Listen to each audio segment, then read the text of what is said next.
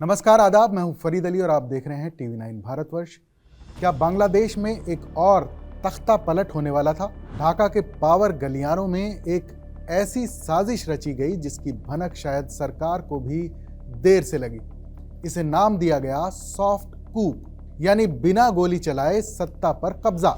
Target थे बांग्लादेश के सेना प्रमुख यानी आर्मी चीफ जनरल वकारुज्जमा, और साजिश रचने वाला कोई दुश्मन देश नहीं बल्कि यूनुस सरकार का ही एक सबसे ताकतवर आदमी था। तो चलिए आपको बताते हैं कैसे जनरल जमा ने अपनी ही सेना के अंदर चल रहे इस विद्रोह को आखिरी पल में नाकाम कर दिया। साजिश NSA बनाम आर्मी चीफ। कहानी शुरू होती है बांग्लादेश के नेशनल सिक्योरिटी एडवाइजर यानी NSA खलीलुर रहमान से। नॉर्थ ईस्ट न्यूज की एक रिपोर्ट के मुताबिक खलीलुर रहमान ने सेना के अंदर अपनी पकड़ मजबूत करने के लिए एक बेहद शातिर चाल चली। उनका प्लान था सेना के दो सबसे अहम पदों यानी CGS chief of general staff और PSO यानी प्रिंसिपल स्टाफ ऑफिसर पर अपने चहेते अफसरों को बिठाना। मकसद साफ था, आर्मी चीफ जनरल वकारुज्जमा को घेरना और उन्हें कमजोर करना। जनरल जमा जो जून 2027 तक अपने पद पर रहने वाले हैं, उन्हें समय से पहले ट्रिप करने और रिटायरमेंट के लिए मजबूर करने की ये पूरी प्लानिंग थी। लेकिन जनरल जमा ने वक्त रहते इस चाल को भांप लिया और जवाबी कार्रवाई करते हुए नियुक्तियों को रोक दिया। मास्टर प्लान, प्रमुख नियुक्तियां और जमात से लिंक। इस साजिश की गहराई को समझिए। जनवरी में दो बड़े अधिकारी रिटायर होने वाले थे।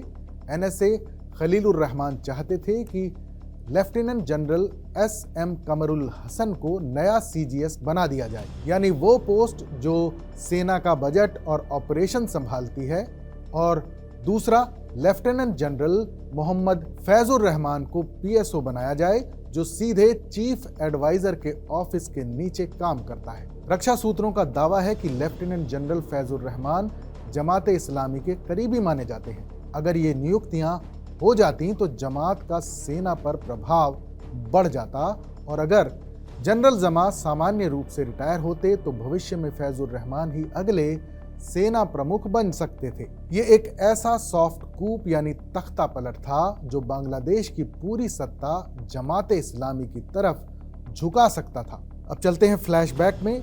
खूनी गलियारा विवाद। लेकिन बांग्लादेश के NSA और आर्मी चीफ के बीच की ये दुश्मनी नई नहीं है।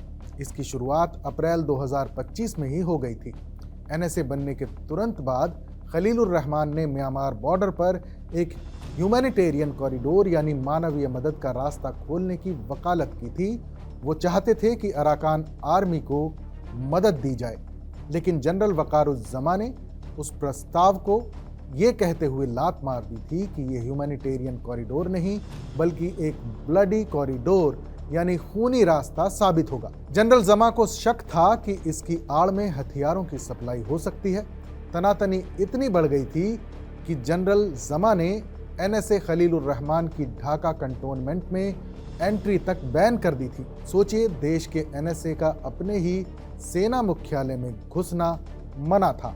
राजनीतिक महत्वाकांक्षाएं और फरवरी के चुनाव। इस पूरे खेल के पीछे राजनीति भी है।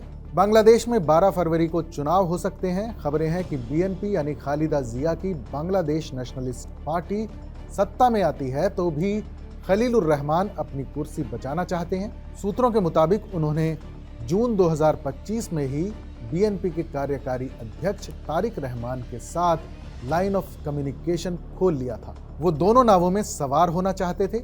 एक तरफ यूनुस सरकार में NSA बने रहना और दूसरी तरफ विपक्ष को ये भरोसा दिलाना कि मैं आपका आदमी हूं। लेकिन जनरल जमा ने नियुक्तियों पर रोक लगाकर उनके मंसूबों पर पानी फेर दिया।